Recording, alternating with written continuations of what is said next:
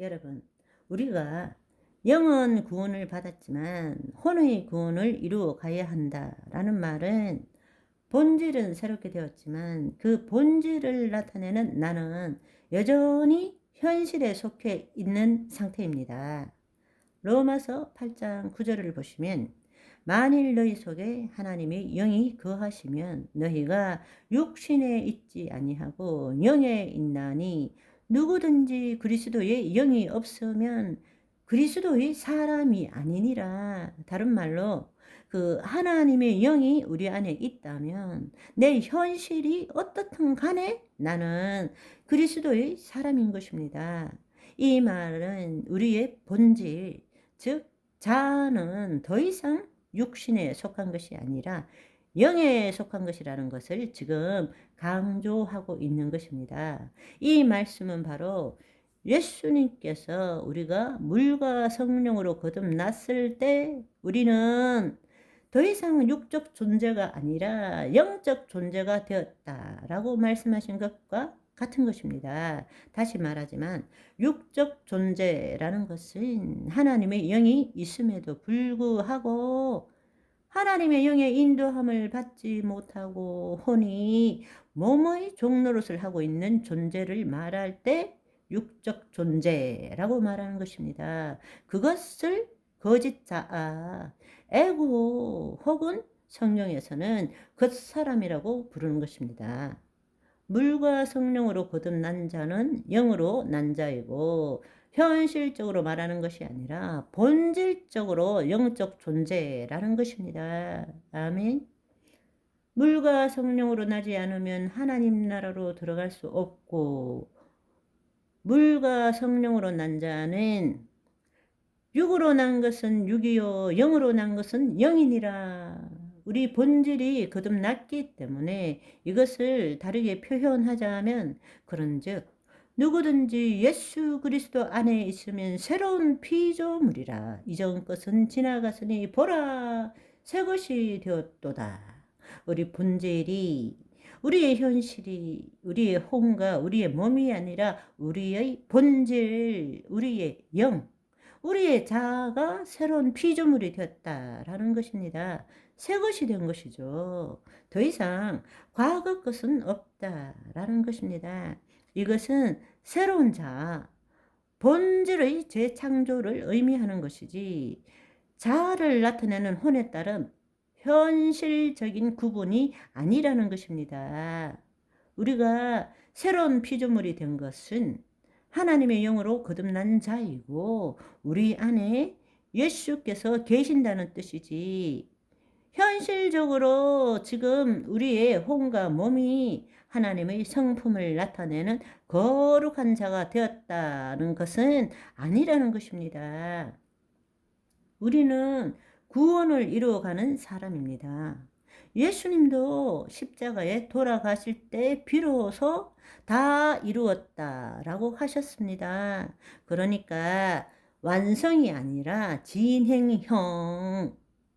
그러나 우리의 영, 우리의 본질이 새롭게 되었고 주님께서 우리 안에 계심으로 본질적으로 이미 새로운 피조물이 되었기 때문에 이제는 그 영으로서 우리의 혼과 몸을 새롭게 함으로 우리는 거룩한 삶을 살 수 있게 되었다라는 것입니다. 이제 우리가 선택해야 될 것은 내가 누구인지에 대한 것입니다.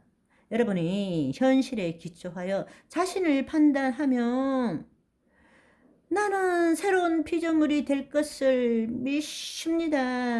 라는 식의 신앙으로 평생을 보낼 것입니다.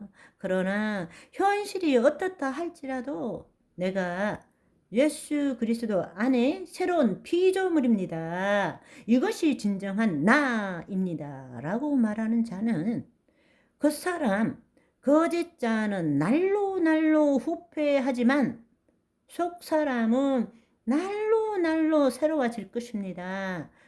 내가 거룩하니 너희도 거룩하라 라는 말씀대로 점점 더 거룩하게 될 것입니다. 그러니까 여러분, 우리의 본질은 이미 거룩한 자입니다. 아멘. 무슨 말인지 이해되시죠? 복음은 자신의 본질이 변했다는 것을 알고 자신이 하나님의 영광을 나타내는 존재라는 것을 알기에 현실이 변해가는 것입니다. 지금 현실에 묶이지 않고 그래도 나는 예수 그리스도 안에 있는 새로운 피조물이고 하나님의 영광을 나타내는 하나님의 자녀입니다. 이렇게 된 것을 알고 고백할 때 지금까지 몸의 종로로 하던 혼은 바로 이 자아의식체가 이제는 몸의 종로로에서 벗어나서 하나님의 영의 인도함을 받게 되는 것입니다. 그래서 로마서 8장 13절 14절에 따르면 너희가 육신대로 살면 반드시 죽을 것이로되 영으로서 몸의 행실을 죽이면 살리니 무릇 하나님의 영으로 인도함을 받는 사람은 곧 하나님의 아들이라 라고 말씀하시는 것입니다. 빚쟁이를 만났을 때에 피해 다니거나 맞닥뜨렸을 때 어머 죄송해요. 나는 지금 돈이 없어요. 이렇게 말할 것이 아니라 당당하게 나 돈 있어요. 말해야 되고 은행 가서 찾아서 주면 되는 것입니다. 아멘. 하나님의 영의 인도함을 받게 해주세요. 어떻게 하면 하나님의 영의 인도함을 받을 수 있을까요? 그렇게 기도하지 말라는 것입니다. 아버지께 구걸하지 말라는 거예요. 여러분은 이미 하나님의 영의 인도함을 받을 수 있는 존재로 변화된 것을 알아야 합니다. 헌옷을 입고 나와서 잘 보이게 해주세요. 어떻게 하면 잘 보이게 될 수 있을까요? 말하는 것은 어리석은 짓인 것입니다. 집에 있는 새 옷을 입으면 되는 거예요. 그러면 잘 보이게 해달라 생각을 하고 그렇게 말할 필요가 없다는 것입니다.